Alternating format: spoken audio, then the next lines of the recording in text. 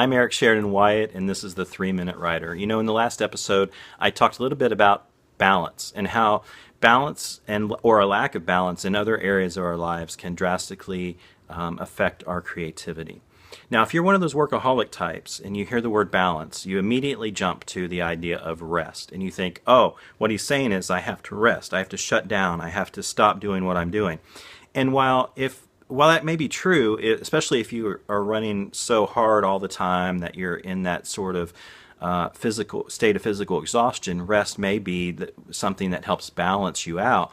I'm not talking just about rest. I'm not talking just about shutting down an active area of our life.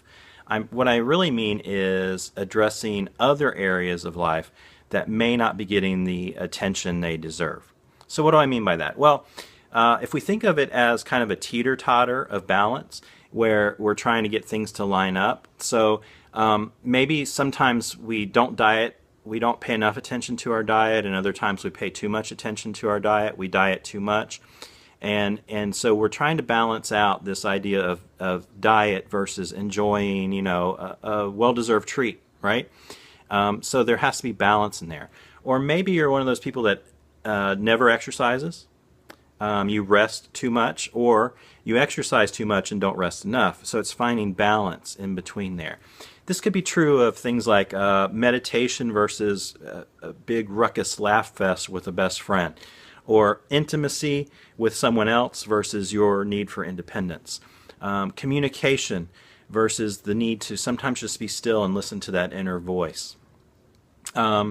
It could be a balance of joy versus that sort of righteous anger or indignation that is justified. Solitude versus community.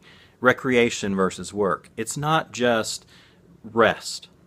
Balance doesn't just mean stop doing everything else. Sometimes we have to actively do other things in order to restore balance because we've allowed those things to kind of be out of our life. So we have to draw them back in. We actually have to do more sometimes to find balance. It's not just a matter of not doing anything at all. Now, that's quite a list that I gave you, and it's only a partial one. Keeping one set of those things in balance is like that teeter-totter, but keeping them all in balance is a little different than that. And that's what I'll talk about in the third installment of this series on balance.